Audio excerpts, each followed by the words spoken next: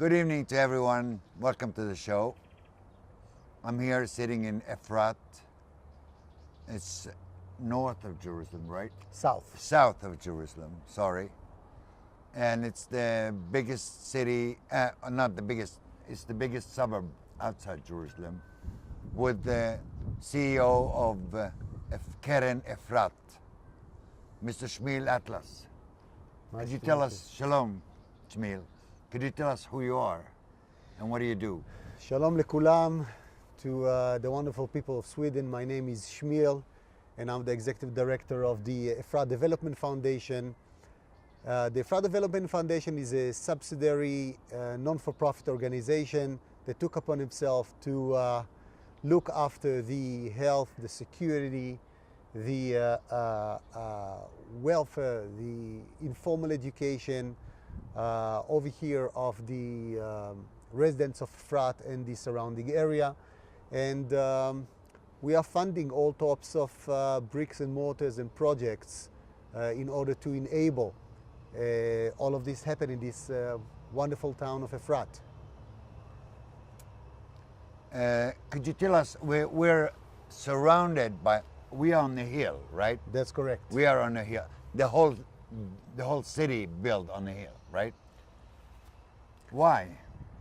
It's a very interesting question. Apparently, if you look at the map of Efrat, and you will see how Efrat is layered in a very strange way. It's layered like a very long spaghetti or sausage, hot dog, depends where you're coming from. And it's very interesting to understand what made the architects of a city to look like this, and I can promise you, and you can check it after the show, if you look everywhere, you won't be able to find another city like this in all around the world that's shaped so awkward. And the reason is? And the reason is basically that when the people that built Efrat decided to build Efrat, they wanted to live in coexistence with the Arabs living around us. In order to do so, those big villages around there and there. Yeah, we'll be able, to see them very closely to us. They're very close to us. They're in amount of, minutes walks to Efrat. And when they built Efrat, they decided that they want to live in coexistence with them. So they built only on fields that were privately owned by Israelis or owned by the Israeli government. In any place that we knew that there is a field or a plot of land that is belonged to an Arab, we bypassed it. Now, we are sitting on hills in between two valleys.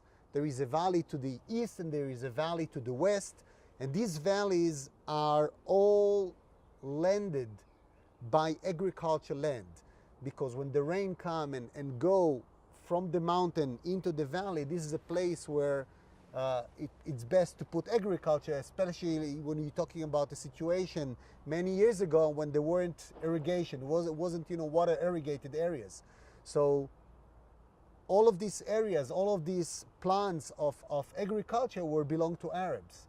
Now, in order to live in coexistence, we void ourselves to build only in a place that weren't agricultural land or weren't belong to anyone else.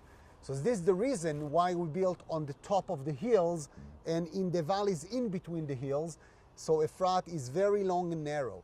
This created a very good relationship with the Arabs living around us. It extended later on due to the fact that we have quite a lot of doctors that live here, that we have doctors that go and visit the Arab villages and give pro bono services to the people. It moved forward, connecting these villages into our emergency water supply system, and arrive until today that we have on average 1,100 Arabs, what we call Palestinians, coming on a daily basis to work in Efrat without any problem, without any hassles, can provide afterwards back to their families, and we have very, very good relationship between the villagers and to ourselves. The people that lives around here, how do they see you? as an occupier, or? It's a very interesting question because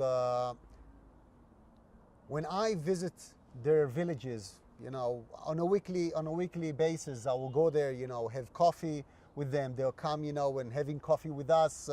We have a very, very good relationship. They prefer it to be like this because in the end of the day, unfortunately today, the Palestinian Authority is corrupt, doesn't have enough ability to provide the right services to their people, to their own people. As I said, we have 1,100 Palestinian workers coming here on a daily basis. They're working in Efrat. They're working 1,100 people. 1,100 people. Daily. And you ask them, why do you come to work over here at the settlements? Why don't you go and work somewhere else? So first of all, they said, in the Palestinian Authority, there's no work. If there is work, nobody promised, to pay you. And if they pay you, we receive a third from what we receive in working over here. One of them said a very interesting, we had a group, and one of the guys from the village came and talked to the group, and he told them very interesting sentence. When they asked him, what do you think about these people in Efrat, and you live over there, and they conquered you and whatever, and he says, we would like to tell you something very interesting. Their democracy talking about the Israelis' democracy, put behind bars prime minister and a president. Our president, meaning Arafat and then Mahmoud Abbas, put democracy behind bars. We prefer their democracy than our president. They, without any wonders, prefer the setup over here. We have, as I said, very good relationship. They are enjoying this relationship, and we are enjoying this relationship. Every holiday, every Arab holiday, Eid al-Fitr and Eid al-Adha, we are going there and celebrating it with them. They coming here every time in Sukkot. We have a very big welcome, and they are celebrating with us. By the way, 2 years ago, we had the first time that they came over here to the Sukkah of the mayor of Efrat in the holiday of Sukkot. And they were very excited because we had over here about 100 people that live here in the area. We had, police officers, and we have army officers that came from all this region, led by a general of the army, an equivalent rank from the police. And there were about 30, 40 Palestinians, that came. And we had a wonderful morning, sitting down together, eating, drinking, talking with each other.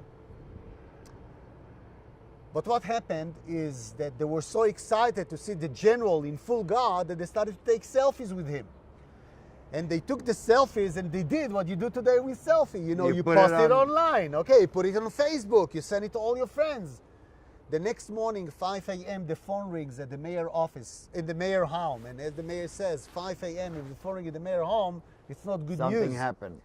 So one of these people that organized this whole convention to happen, call him and says, we were summoned by the security police of the Palestinian Authority, and we are arrested, 4 people. And he says, why you are arrested? You just came to drink coffee. In the accusation of collaborating and having peace talks with the Zionist enemy. So what happened to these 4 guys who took selfie with the general? Yes. Got arrested. So they got arrested, and the mayor basically told them, "As listen, there's not a lot that I can do. It's Palestinian Authority. It's not that I have any control of them, but keep me posted." The evening comes, and he started to receive phone calls from the wives, from the children, crying. Where is our husbands? They disappeared. Nobody could reach them. Nobody can find, any type of, connection with them. They totally disappeared from the earth.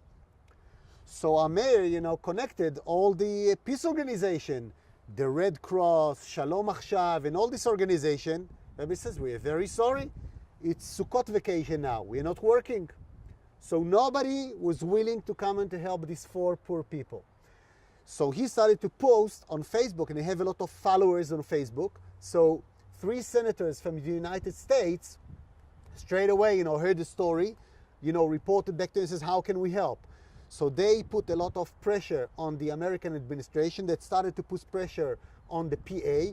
Then Benjamin Netanyahu also got involved, and after 4 days they were released. After they pay a fine. What is the fine? Bribery money. Yeah. They need to pay 75,000 shekels bribery money to get released from jail. And where did they get that money?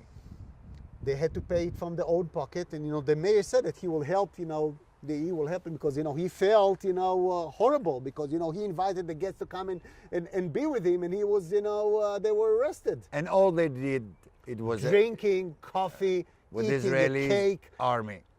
with us. Yeah, but then some of the guests were general. Why they were generals? They didn't come to conduct anything. It was just fascinating. Now the general stood up. He was the last person to speak. And he said something very interesting. And he says, I bless you people to coming here today. And the more things that will happen like this, the more congregations, the more, happening that will happen in between Palestinians and Israelis, the less work is going to be to the army. Because this coexistence, will seize all the bad blood that is in region and area. Shmuel, is this, everyone talk about this Shalom Achshav, peace now, and this, that, and the other. Very beautiful soul. They want to help the Palestinians and all that.